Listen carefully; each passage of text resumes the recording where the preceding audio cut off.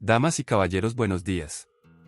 El Independiente Santa Fe es ahora campeón de Colombia. Desde su victoria ante Independiente Medellín el 29 de junio, el equipo cardenalicio tiene el honor y la obligación de defender el título del fútbol profesional colombiano hasta que llegue otro a arrebatárselo, aunque existe la posibilidad de luchar por el bicampeonato. El rojo gotano es honorable campeón del torneo Apertura de 2025 después de una campaña llena de heroísmo y complicaciones, y ahora tiene que cruzar el camino rocoso y a veces imposible de la defensa del título. Son ya 10 veces en las que Santa Fe han defendido el título, desde 1949 hasta el torneo finalización de 2025. Hoy me encargaré de mostrarle a ustedes el desempeño de Santa Fe durante todos estos años. Comencemos. Después de consagrarse como el primer campeón de Colombia el 12 de diciembre de 1948, Santa Fe tiene la honorable distinción de ser el campeón vigente durante el inicio del Dorado. El campeonato de 1949 es considerado como el primero de la famosa época del Dorado. Jugadores de todo el mundo llegan a Colombia con el fin de jugar en el fútbol profesional y ganar salarios decenas de veces más grandes de lo que ganarían en sus países. Fuera Argentina, Uruguay o Brasil, o incluso Hungría, Inglaterra y España, el dinero y el derroche ofrecidos por los equipos colombianos durante el Dorado era simplemente imposible de resistir. En el caso de Santa Fe, el primer campeón se refuerza con una gama de jugadores de ultra primer nivel del fútbol argentino e inglés. Desde René Pontoni hasta Charles Mitten, el equipo cardenalicio forma un equipo de oro con el fin de defender su título y tal vez no ser solamente el primero sino el primer y segundo campeón de Colombia. La primera mitad del campeonato de 1949 para Santa Fe es más bien complicada, pues a pesar de que el rojo tiene una delantera letal, aún hay dificultades para que Santa Fe se ponga primero en la tabla. Victorias ante Medellín, América, Barranquilla, Pereira, Bucaramanga, Once Deportivo y un 10-2 ante Huracán de Medellín ponen a Santa Fe en el tercer puesto en un empate junto a los otros punteros Deportivo Cali y Millonarios, aunque Deportivo Cali tiene una ligera ventaja de un punto para el final de la primera mitad. A diferencia del torneo de 1948, en donde Santa Fe se puso primero rápidamente y arrasó con toda la competición, este torneo es muchísimo más complejo, producto del altísimo nivel de todos los galácticos que han llegado a reforzar a los equipos de Colombia. Derrotas sorpresivas ante la Universidad Nacional o el Deportes Caldas muestran la humanidad de Santa Fe, que no es tan invencible como el del año anterior. Era un reflejo de la guerra deportiva que se vivía. Cada jornada era un campo de batalla donde cualquiera podía ganar, y donde la regularidad era más valiosa que una goleada aislada. Santa Fe empieza la segunda mitad de 1949 con una derrota crítica por 3-2 ante Independiente Medellín, aunque esa derrota es el impulso necesario para iniciar la racha de victorias más grande de la historia del Independiente Santa Fe. América, Universidad Nacional, Boca de Cali, Deportes Caldas, Deportivo Cali, Deportivo Barranquilla, Pereira y Bucaramanga, 8 victorias consecutivas que dejaban a Santa Fe a tiro del título. El rojo estaba a solo un punto de Millonarios, pero en el momento crucial, cuando todo se definía, Santa Fe pierde por primera vez el clásico capitalino ante Millonarios por 6-3 y queda aislado de la pelea por el título. A pesar de aplastar a Atlético Municipal por 6-2 y a Once Deportivo por 4-1, Santa Fe no logra llegar al glorioso bicampeonato. Santa Fe termina 1949 en el tercer puesto de la clasificación con 39 puntos, producto de 17 victorias, 5 empates y 4 derrotas.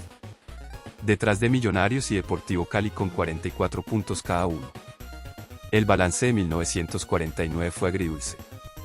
Por un lado, Santa Fe había confirmado que su título de 1948 no fue obra de la casualidad, demostrando que podía pelear de igual a igual contra los equipos más poderosos del país reforzados por las estrellas extranjeras del Dorado. Por otro lado, la derrota en el clásico, justo en el momento decisivo, dejó una herida que tardaría en cicatrizar. El León cerraba el segundo año del profesionalismo colombiano como protagonista absoluto, pero con la certeza de que defender un título era un reto distinto, mucho más difícil que conquistarlo por primera vez. 10 años después de que acabara el Dorado y después de la crisis más grande en la historia del fútbol colombiano, Independiente Santa Fe obtiene su segundo título al ganar por 2-0 a Deportivo Manizales mientras Millonarios empataba 2-2 con el Cúcuta Deportivo, ambos partidos el 21 de diciembre de 1958. Una pelea encarnizada de principio a fin en donde Santa Fe se consagraba campeón de Colombia con apenas un punto de ventaja sobre Millonarios, definiéndose todo en la última fecha en dos estadios a dos extremos distintos del país. Santa Fe lideraba el fútbol colombiano después de su casi extinción, y era la obligación moral y gran responsabilidad del rojo campeón el demostrar un futuro para el renaciente campeonato de Colombia. Santa Fe arranca el campeonato de 1959 con una gran victoria por 3-0 ante Quindío en el San José de Armenia. Luego otro 3-0 ante Medellín, 1-1 ante Deportivo Cali, victoria 4-2 ante Unión Magdalena, empate ante Cúcuta, victoria ante Millonarios, empate increíble por 3-3 ante Atlético Nacional, 3-1 ante América y Tolima, 2-0 ante Bucaramanga y 2-2 ante Pereira. Eran 4 rondas de todos contra todos, y la lucha por el título era igual o hasta más encarnizada que la pelea por el título de 1958. Santa Fe termina primero en el primer cuarto, pero termina segundo en el segundo cuarto, con 29 puntos en comparación a Millonarios que tenía 30. El gran campeón era ahora el que estaba detrás en la tabla, pero con la posibilidad de recortar esa diferencia tan pequeña y buscar su tercer título mediante el bicampeonato. Esa diferencia minúscula encendió la rivalidad bogotana con una intensidad pocas veces vista. Los medios hablaban de una carrera de largo aliento, de un duelo de titanes que iba a extenderse hasta diciembre. Santa Fe, aunque ya no lideraba, sabía que todo dependía de mantener la constancia y que cualquier tropiezo de Millonarios podía significar recuperar la punta. Pero cuando la carrera estaba en su punto más álgido, Santa Fe parpadeó. Derrotas ante Medellín y Cali debilitan a Santa Fe, y ya se les es imposible recuperarse. Desde agosto hasta diciembre, Santa Fe apenas gana 3 partidos, terminando la tercera y cuarta vueltas prácticamente en blanco. Haber recibido un 7-1 ante Deportivo Cali fue tan terrorífico que Santa Fe simplemente perdió su capacidad de ataque, a pesar de tener una nómina igual de poderosa a la que se había consagrado campeona en 1958. Millonarios aumenta su ventaja y se consagra campeón de su 5º título, mientras Santa Fe pierde su posición privilegiada y termina en el 6º puesto de la clasificación, producto de 15 victorias, 2 empates y 15 derrotas. Hay simplemente partidos que definen una temporada, más cuando la competición es así de compleja. Santa Fe tuvo la oportunidad de ponerse primero, pero después de un punto, perdió su alma y quedó definido por sus debilidades, siendo sus fortalezas olvidadas. La grandeza no solo se mide en la fuerza de los triunfos, sino en la capacidad de resistir los golpes más duros. Santa Fe había tenido todo para reeditar la gloria, pero en el momento de mayor exigencia parpadeó, y ese parpadeo fue suficiente para perderlo todo. Apenas un año después, Santa Fe se consagra campeón de Colombia por tercera vez en su historia el 8 de diciembre de 1960 al empatar 1-1 ante el América de Cali. El equipo cardenalicio daba su primera vuelta olímpica fuera de Bogotá al consagrarse campeón en el Pascual Guerrero. Este fue considerado el mejor Santa Fe de todos los tiempos, un equipo prácticamente invencible que arrasó sin dificultad a todos sus rivales. No importaba la situación, no importaba la desventaja o el tiempo de juego, solamente había una verdad absoluta, y es que al terminar el partido, el ganador iba a ser Santa Fe. Por consagrarse campeón de Colombia, Santa Fe accede a la recién nacida Copa de Campeones de América, ahora conocida como la Copa Libertadores. Millonarios ya había participado en la edición anterior, siendo aplastado por 5-1 ante el Gran Olimpia de Paraguay. Entonces era la hora de que Santa Fe mostrara la cara y mostrara iguales o mejores resultados como el gran representante de Colombia. Al mismo tiempo que arranca el campeonato local, arranca la Copa Libertadores. El primer cuarto de torneo para Santa Fe es bastante correcto, aunque tiene sus tropiezos. Después de aplastar a América por 4-1, Santa Fe tiene un empate increíble por 4-4 ante Medellín. Después de aplastar por 4-0 a Pereira en el marco de 6 victorias consecutivas, Santa Fe pierde por 2-1 ante Millonarios y se desliga de la punta temporalmente. Al mismo tiempo, Santa Fe atiende juiciosamente sus compromisos por Copa Libertadores, clasificando a cuartos de final al ganar por 5-2 al Barcelona de Ecuador y mejor aún, clasificando a semifinales al empatar 3-3 ante el Jorge Wilstermann de Bolivia, siendo su clasificación obtenida por un lanzamiento de moneda. Para el final de la primera mitad del año, Santa Fe semifinalista de la Copa Libertadores de América y segundo del campeonato, a 3 puntos de Millonarios. En una época en donde la victoria apenas valía 2, una desventaja de 3 podía ser compleja, pero superable en la medida de lo posible. Los hinchas lo sabían, no había cansancio ni derrota que pudiera borrar lo que ya estaba escrito. El campeón vigente había conquistado el respeto de Colombia y había tocado el cielo de Sudamérica, y el segundo semestre prometía ser un duelo a muerte por la supremacía nacional. Santa Fe no cayó de una manera estrepitosa como en 1959, simplemente se quedó corto. Después de caer por 4-2 ante Palmeiras en la Copa Libertadores y quedar eliminado en las semifinales, Santa Fe se dispuso a conquistar el torneo local, pero se le hizo imposible. A pesar de aplastar a Cúcuta y Quindío por 5-0, a pesar de ganar ante Cali 4-2, a pesar incluso de ganar por 3-2 ante Millonarios en la penúltima fecha, Santa Fe termina el campeonato de 1961 prácticamente en la misma posición en la que había iniciado, en la parte alta de la tabla pero con las manos vacías. Santa Fe termina tercero, producto de 21 victorias, 15 empates y 8 derrotas. El rojo obtiene la bota de oro gracias a su supergoleador Alberto Perazo, quien asimismo se consagra también como el goleador bota de oro de la Copa Libertadores de América. La dupla Perazo-Panzutto era la más temible de toda Sudamérica, pero la labor en defensa no fue suficiente como para generar confianza y conquista. El mejor Santa Fe de todos los tiempos cerraba con broche de oro su legado. Quedó, eso sí, el sabor amargo de la posibilidad perdida, la sensación de que aquel león podía haber rugido más fuerte y reclamar un lugar aún más alto en la historia. De la misma forma en la que Santa Fe se había consagrado campeón en 1960, exactamente igual fue el campeonato de 1966. Después de arrasar con la competencia, el equipo cardenalicio obtiene su cuarto título al empatar cómodamente por 0-0 ante América de Cali en el Pascual Guerrero, dando su segunda vuelta olímpica fuera de Bogotá, en el mismo estadio, ante el mismo equipo. Sin embargo, tanto el torneo como la Copa Libertadores de 1967 fueron de lo más bizarro, más aún porque pocos registros existen de tales torneos. Desde 1964 había llegado a Santa Fe un jovencito de nombre Alfonso Cañón Rincón, que llevaba trabajando con la institución como canterano desde que tenía 12 años.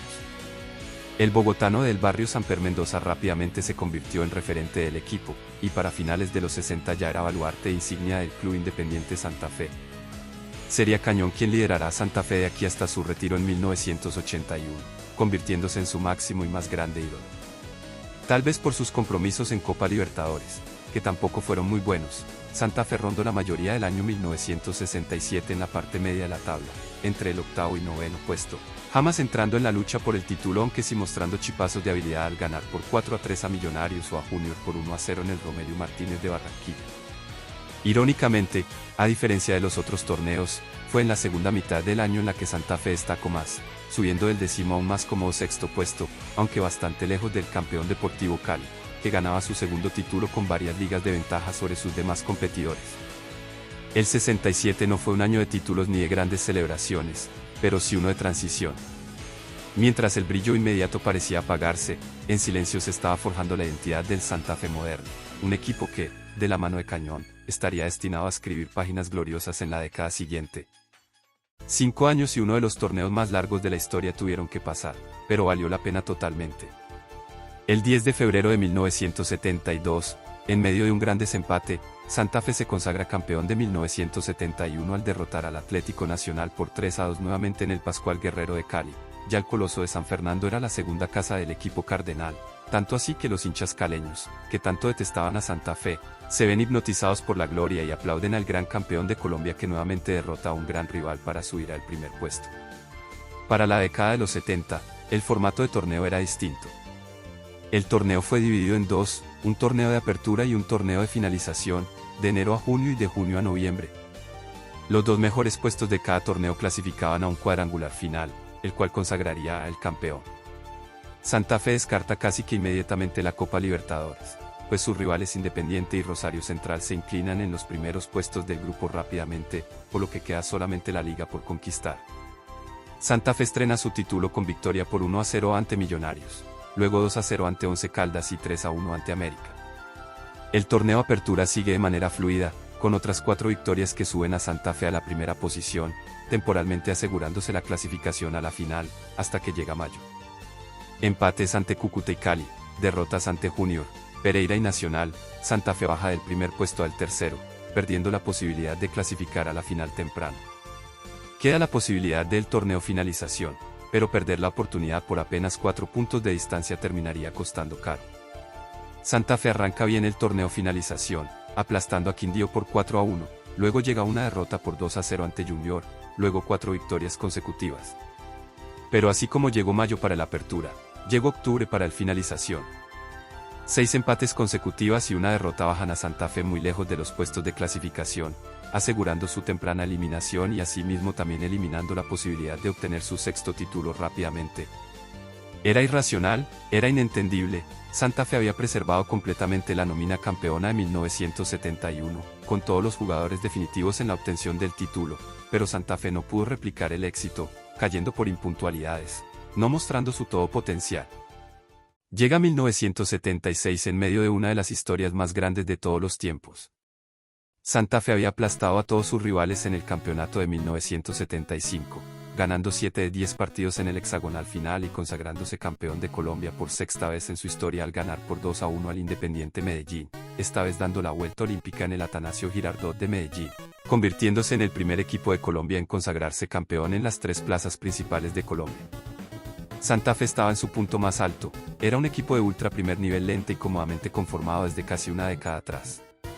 Los equipos de 1966 y de 1971 se habían nutrido y se habían formado, y habían aprendido de sus errores para conformar el equipo de 1975. Pero tocar el cielo fue muy efímero. Cae 1976, y con él se van 2 jugadores, solamente 2, pero eso fue más que suficiente. En febrero de 1976 se van Alfonso Cañón y Ernesto Díaz. Lo de Cañón fue una traición imperdonable, siendo su contrato terminado sin justa causa en enero de 1976, lo que iniciaría una batalla legal y la posterior partida de Cañón al América.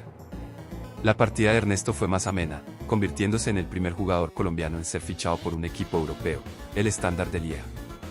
Aunque no importaba si había sido una despedida o un despido, Santa Fe se quedaba sin una de las duplas más poderosas de su historia. Al principio esto no afecta mucho, Santa Fe termina quinto en el torneo Apertura y por lo tanto es puesto en el grupo A en el torneo Finalización. Si Santa Fe logra terminar en alguno de los 4 primeros puestos del grupo, clasificará al hexagonal final. Todo parece estar yendo de acuerdo a lo planeado, aunque hay cierta preocupación de que Santa Fe no es capaz de derrotar a sus rivales directos, obteniendo la mayoría de sus puntos ante equipos chicos. No importa, para la recta final del torneo, Santa Fe es primero del grupo A y necesita apenas 2 puntos de 12 posibles para clasificarse al hexagonal final, solamente una victoria sería más que suficiente. Santa Fe empata un partido y pierde 5. El equipo colapsa en fuego de una manera inexplicable para aquellos que no hubiesen seguido al equipo atentamente. No era una coincidencia, no era mala suerte, al contrario, el equipo tuvo demasiada suerte, hasta que ésta se agotó y la caída fue irremontable. Santa Fe termina en el 7º puesto de la tabla anual, a un solo punto del último clasificado Once Caldas.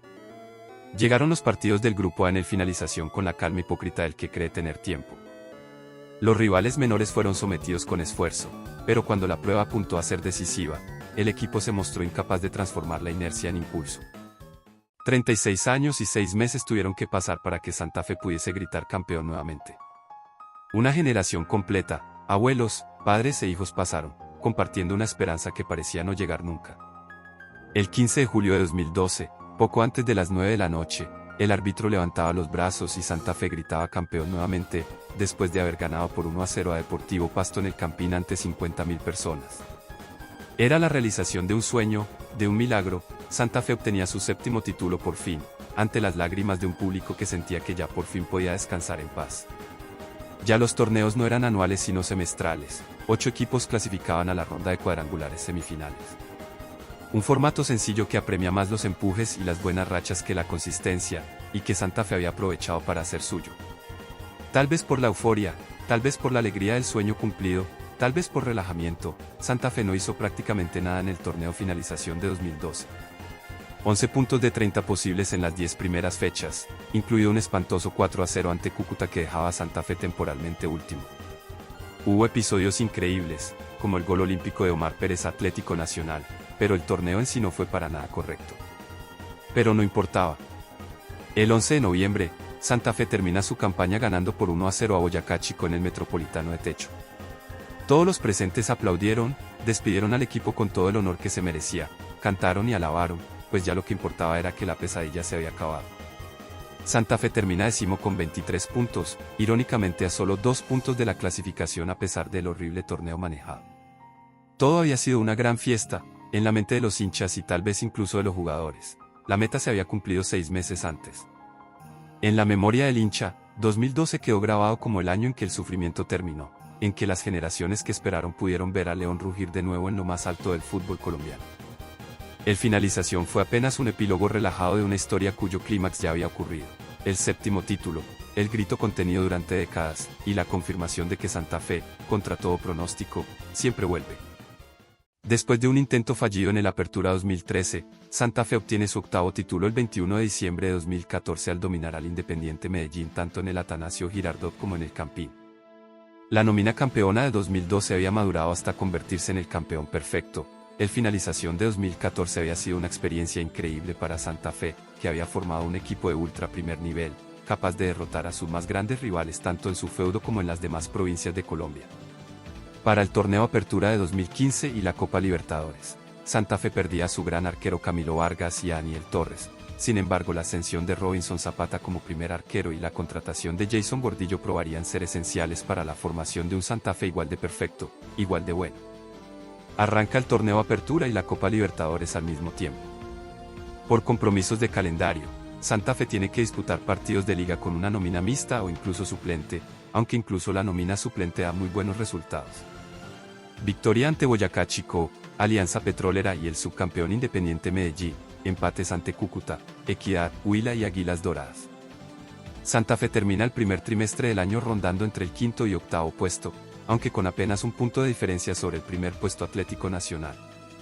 Al mismo tiempo, la campaña Libertadores es excelente, con Santa Fe clasificado primero de su grupo producto de 4 victorias y derrotas, por encima de Atlético Mineiro y eliminando el camino a Colo-Colo de Chile. Sin embargo, cae el cansancio de la ardua rotación. Inicia el segundo trimestre del año y es una pelea constante por el liderato de todas las copas. Santa Fe clasifica a cuartos de final de Libertadores al ganar ante Estudiantes de La Plata al mismo tiempo que aplasta a Uniautónoma y a Deportivo Pasto por 4-0 para cada uno, y después de ahí los rivales son cada vez más difíciles. Las primeras semanas de abril son muy difíciles, pues Santa Fe gana con mucha dificultad por 1-0 ante Inter de Porto Alegre pero pierde su liderato en liga al caer en Barranquilla. La nómina suplente ya no es suficiente para la liga, por lo que algunos titulares se disponen, lo que lleva al cansancio, lo que lleva a la eliminación.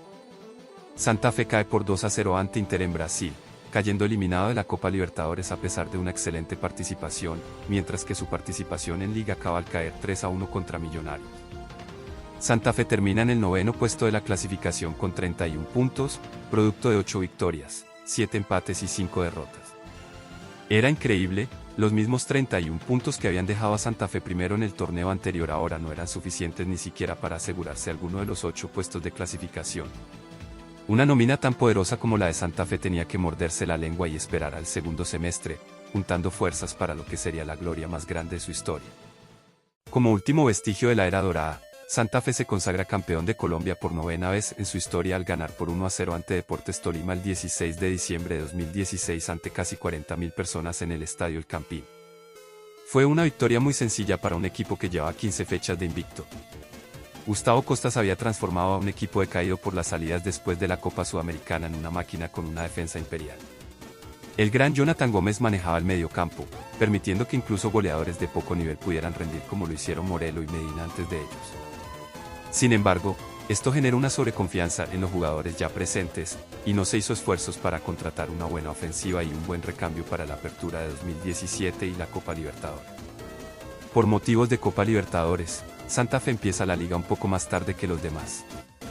Derrotando a Envigado el 11 de febrero, luego de ahí llega un debilitado Huila, Once Caldas y Cortuluá, victorias sencillas para un equipo que no la estaba pasando bien en Libertadores ante el poderoso Santos. Después de 22 fechas de invicto, Santa Fe conoce su primera derrota al perder contra Millonarios, aunque inmediatamente cobra revancha al ganarle al mismo equipo en la fecha siguiente. El equipo cardenalicio vuelve a caer esta vez ante un casi invencible Atlético Nacional, y de ahí es nuevamente una constante lucha por preservarse en la clasificación, un día Santa Fe sexto, el otro día noveno, el otro día primero, el otro 11. Ese 2017 fue, en muchos sentidos, la constatación de que la era dorada entraba en su ocaso.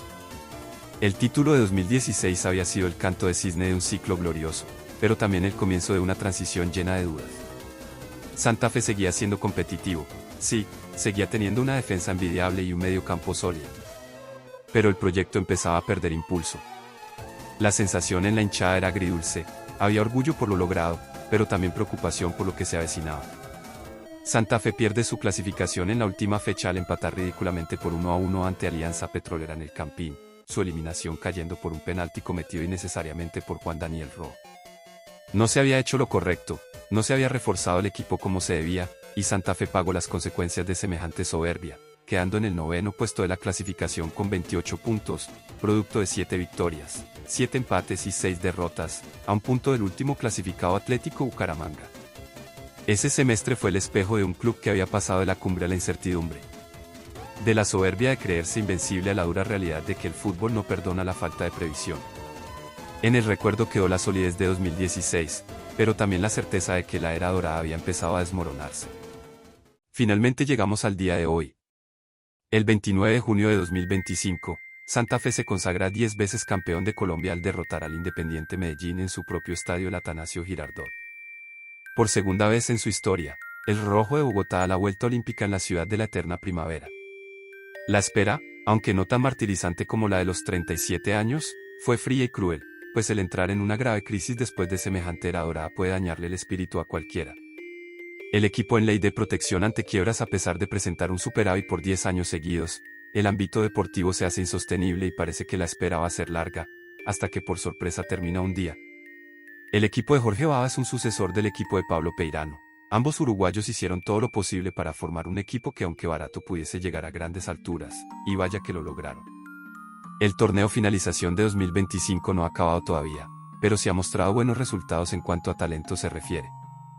Victorias sencillas ante Tolima, América y Envigado más otros 3 empates ante Pereira, Águilas y Atlético Nacional dejan a Santa Fe en el octavo puesto, temporalmente asegurándose la clasificación pero con la posibilidad de subir o bajar dependiendo de lo que se muestre.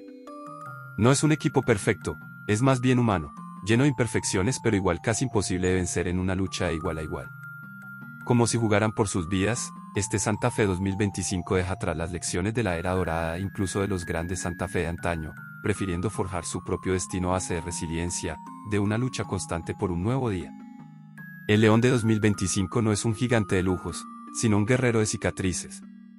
Y tal vez, justamente por eso, esta estrella sabe más dulce que nunca. Porque no se ganó desde la comodidad de la grandeza, sino desde la lucha constante por un nuevo amanecer.